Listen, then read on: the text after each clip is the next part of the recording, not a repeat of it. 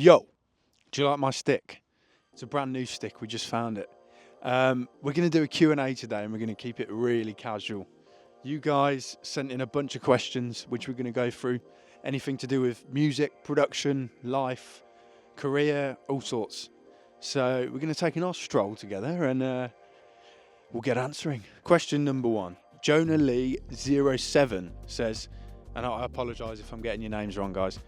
Ellis, I love you. What inspired you to make electro-funk music over other genres? I would say funk and like disco and groove-based music has always been in my blood. That's just kind of what I grew up on. My dad played it to me, so passively I just, love it. I also started in music playing the bass instead of, learning behind a laptop. So I think naturally I just prefer groove-based music. VRDNT Music asked, if you had released all of your music independently, do you think you would have had the same amount of success that you already have now? That is a great question. And I would say no. I would say in the early days from like 2016 to 2020, it was really important, especially in electronic music, to be on the community-based labels. Future House Music was a big one back in the day. They were like some of the first people to support my music. And then Monster Cat was a big step up for me. I think nowadays it's definitely very different. Like you can kind of cultivate your own community on TikTok and Instagram and stuff like that, or Discord even. So yeah, I hope that answers your question, but things are very different now. Next up, we've got Ashton Blanchard 5, and he says, how were you found in the music industry? Was it after submitting demos online? Yeah, like I was putting all of my music up on SoundCloud in 2016, and people started reaching out that way. And then my first manager, Dan, submitted some of my music to Future House Music. I think one of the first ones was the Ed Sheeran remix that I did. So that wasn't obviously released via them, but it was put on their channel, and then we were in touch. But I'd say there's like a couple of milestones in my career that are notable from certain people. So being in connection with Zedd was one of them. And that was me simply uploading a bootleg to SoundCloud again and YouTube, and he found it that way. And then he's given me, some incredible support over the years. So very grateful for that. By the way, look where we are. This is really cool. If you want to see more stuff like this, then let me know in the comments, because this is the first time we've ever tried something like this. So Vincent, I think that's how you say it, VCNT Music asked, when is the next remix contest? So, if there's any songs you guys want to remix, join the Discord if you haven't already, and just let me know, because we can always see if there's options to do remix contests and stuff like that. But I would imagine the next remix contest will be when I release my next single. How long have you known Zedd? Asked Moonstar Bright 10794. I've known Zedd for about 4 or 5 years now. I think I met him for the first time in person, I don't know, maybe 2019 or 2020, but we knew each other a little bit online before that. Blue PMOHR, I think that's how you say it, asked, was Telos the first tour that I was on? Yeah, Telos was the first proper tour I've ever done as Ellis. When I was younger, we did a couple of tours when I was in a pop punk band in the UK. But that was my first tour, definitely outside of the UK, and like a proper experience of touring and just like having the whole experience, which was amazing. Sticks. Sorry. We got another question from Flu. What are you focusing on next, music related? So at the minute, I'm always doing a bunch of stuff for other people, just constantly. So finishing a bunch of records for other artists, which should hopefully be out this year. I've been dabbling and like dipping my toes in the film world a little bit and like doing music for film. So we'll see if any of that comes out. And the main thing I'm focusing on, and you'll probably hear it here first, is my debut album. Lure, I think that's how you pronounce it, asked, I'm really curious about your background in music. Where did you learn and start? Was it college? So like I kind of mentioned earlier, I was in a pop punk band when I was 15 or 14. Like me and my best mate were in a lot of bands when we were kids. And we had this band called Thank the Academy. You can still find some of the videos online if you dig deep. And we did, that was our first experience of like being in the music industry. Also, look at the birds. And so that's kind of how it started. And then I really wanted to just learn how to write music. I was pretty good at playing the bass, but I didn't know how to compose anything. And that's when I kind of started plugging my bass into the computer and making music around that, and the rest is history. Alex Moretto asked, how do you balance music production with other areas of your life, family and relationships, etc.? Let's go and perch up on this tree, get cozy. It's definitely a good question because it's still something I'm kind of learning how to balance. You really have to be disciplined and be like, I need to stop working at this time. I think for me, it's having like a bounce of something at the end of the day is at least a benchmark of, okay, I've done something, that's a version 1, and then I can shut the laptop and, go and do other stuff. Over the past few years, I've really got into my fitness. So I started going to the gym and, just doing other stuff, running, all that kind of stuff. Because when you sat down all day as a producer, you're going to get like the worst back, you're going to get unhealthy. And I think being healthy is something that really is important in my life now, and I have to kind of make time for it. Okay, so Zira asked, I heard you're actually an Olympic athlete now, is that true? And yes, it is. Omniburn asked, would you sound design on the go as you produce, or have a separate sound designing session?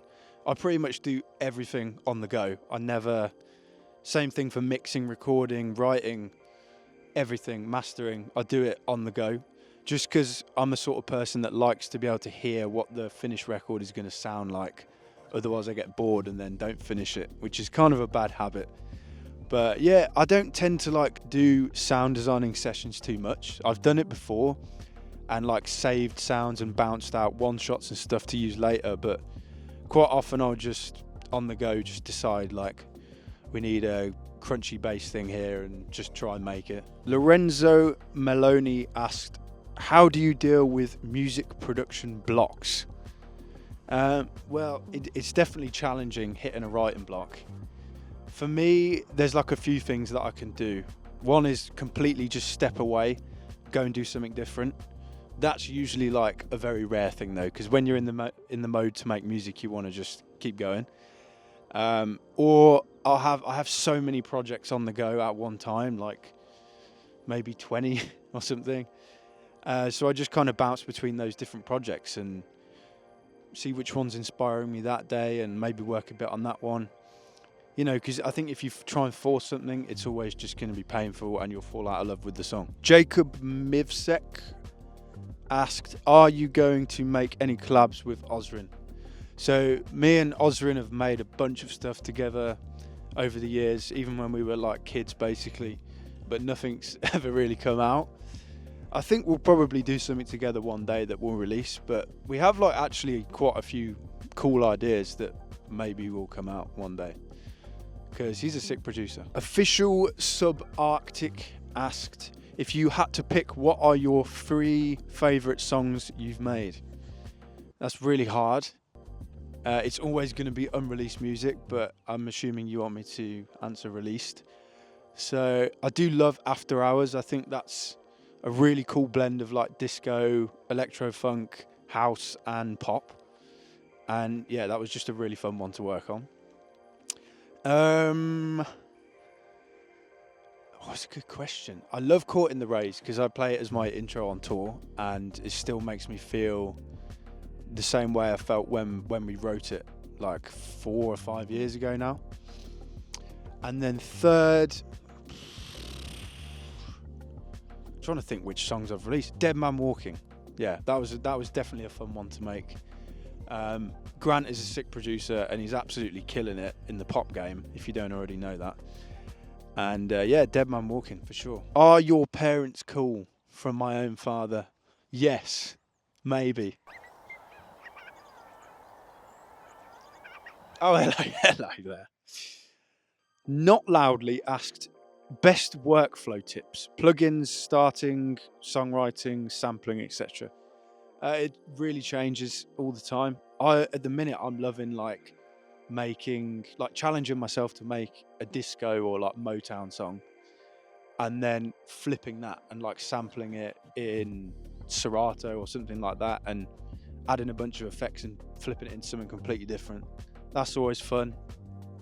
I also love to like just use different instruments. You're always gonna get different chords, different vibes, different tones from different instruments. One thing I kind of learned from doing like a bunch of pop stuff and like writing sessions is that creating a vibe and like an atmosphere is more important than creating something that sounds sonically cool. I think focusing on something that has like its own identity, that as soon as you press play on it, you know exactly what it is. After Hours is a good example of that, because it's like kind of a quirky little idea that developed into a whole song. All right, guys, we're going to move on to the Discord questions now. If you're not already in the Discord, I'll leave the link in the description for you to join. So the first question on here is from Willie AGI. Hi Ellis, I'm struggling with self-control and working enough on projects so that I will actually finish them in time or even get started. I don't know what's holding me back, but if you have any tips on how to get going and keep going, that would help a lot. I think you have, in those kind of moments of doubt and like finishing stuff, you really just have to be like, today I'm going to finish this idea even if you hate it, and then give yourself a pat on the back and say, I did that. And you can put it to the side. You don't ever have to use it again if you don't want to. Getting in the mindset of finishing stuff is really important. This one is from Emily is Offline. How did you escape or break out of just producing your own music? i.e., start producing for other artists, co-producing tracks with mainstream artists, etc. It wasn't really escaping, I wouldn't say. I kind of fell into it by accident. I had a few publishers reach out at a certain point and ask if I'd ever considered making music for other people, which at the time I was like, no, I definitely don't want to do that. But once I gave it a go, I was like, this is really fun, and it's a break from getting in your own head about your own stuff and doing something fresh. It's a hard question to answer and how you get into it, but try to network and get connected with publishers or different songwriters or different producers that work behind the scenes. There's so many of them, no matter how big or small. If you can get in those sessions and you do a great job in those sessions, people will ask you to come back again and write more songs with them, and then they'll introduce you to other songwriters, other producers, and over time you'll just kind of build a network of friends in the songwriting and production space. Mahia, hey Ellis, what would your number one unique tip be about mastering a dance song? I have like maybe 5 or 6 like go-to mastering chains that I know kind of work well for certain things. Like for my more like choppy, glitchy drops, like I kind of have a mastering chain that I know works. And like same for like more housey stuff or more pop stuff, and that I've just kind of messed about over time until I've got those kind of things. I'm definitely not a mastering engineer, and when it comes to like releasing bigger singles and stuff, I always get my stuff mastered anyway by somebody else. So yeah. Tamlin asked, what hardware, synths and gear do you currently have, and what are some hardware that you want to have? Currently I have like a really small boutique Juno, which is cool for like analog stuff. I have, I guess, guitars are analog, so I have 3 basses or 4 basses and 1 electric guitar and 1 acoustic guitar, MIDI keyboard, and that's basically it. I think I would love to get a Korg MS-20. It's like one of the coolest synthesizers that like all the French dudes used to use. It's getting dark, guys. We need to hurry up. Miguel asked, how do I make money producing for others or independently without me having to create a social media brand or TikTok cringe? TikTok is pretty cringe, I won't lie, and it's not for everyone. So, kind of how I answered in another question is try and get yourself in that songwriting and production world if that's something you're interested in. It's really fun. Do it because you love it, not for the money. But if you get good at it and you kind of build up trust with people, it can be good to make money. Like, people give, production fees for songs, and they're pretty good a lot of the time. And if you get a split on a song that does well, you're going to see all right money from it. Rebus or Rebels asked, what is your favourite memory from the Ellis project? And it's straight up definitely Red Rocks. The whole tour we were kind of playing to similar sized crowds, but the crowd is like flat when you look out and you can only see past a certain amount of people. But at Red Rocks, the whole thing is just raised so you can see everyone. And it was just a surreal experience. It was the last show of the tour. So it was very emotional, and it was sick that I got to share it with like my best mates. Sam's behind the camera there, and my girlfriend and my other best mate as well. So it was sick. This one's from Taneski. Hey Ellis, would love to hear about your experience working with Zedd. How did it come about? How did the collaboration process look like, and any particular highlights? So Zedd found a remix I did of his song on SoundCloud, and he reached out and sent me the stems, and we made it official. And from there, we just kind of became like music friends and sent each other music. And then he offered me a publishing deal in 2021. And that's when we started doing stuff for other artists together. And we kind of just started helping each other on each other's music. Collaboration wise, in the early days, because it was COVID, we were like sending stems back and forth, like calling each other sometimes, and it was very remote based until the world opened up, and then I flew to his and we finished stuff in person. I think we mostly started things remotely and then finished them in the studio together. It's getting dark, guys, so we're going to do a speed round. Avocadet, very cool name. What's your pre-show snack? Fruit, probably. Gives you a bit of energy and it's not too heavy on the stomach. Miguel again. How do you mix everything to be mono compatible? I don't know. I honestly don't know. I sometimes have a game plugin on the master channel which makes things go mono and you can kind of just hear. Sergey asked, any production songs that you've considered revisiting or reaching out to vocalists, blah, blah, blah. I would love to revisit After Hours and do that like a collab with somebody else who wanted to re-sing that. I think that could be really cool. Camel Hotline asked, any tips for layering synth bass and bass guitar? So I think finding, recording in your bass guitar first, and then finding what's missing from that. Whether it's sub, if it's sub, get rid of the kind of subs from your bass guitar and layer in kind of a clean sine wave type thing.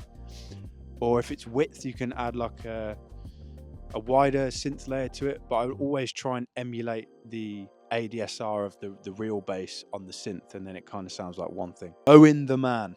Does pineapple really belong on pizza? I believe so, yes, but also I eat cheeseless pizza, so you can attack me in the comments if you wish. He also said, why did you learn to DJ and how? Simply because I was asked to DJ from putting music out, so I had to learn. And I just brought some decks and taught myself, that was it. I went to a DJ school once and had 1 or 2 lessons of like basic mixing, but I think anyone can kind of really learn how to DJ from YouTube or whatever. And as it gets dark, we're going on to the last question from Miguel again. What is your schedule and how to force yourself to be creative every day? I usually wake up pretty early. I try to be, I love mornings. I go to the gym straight away, get that out of the way, come back, and I'll just work through the list of things that I have to do for the day, whether that's mixing something down or bouncing stems for someone, and then always like pencil out time for me to like do stuff for my own project or whatever. And that's it really. And then by like 7 p.m. or something, I'll be eating dinner and I'll try and stay away from my laptop. But anyway, that's going to be it for this time, guys. This has been fun. We walked a nice little loop for you. Hope you saw some nice scenery and saw the birds. But if you liked it, let me know. Drop it in the comments and we'll do something like this again. Ciao.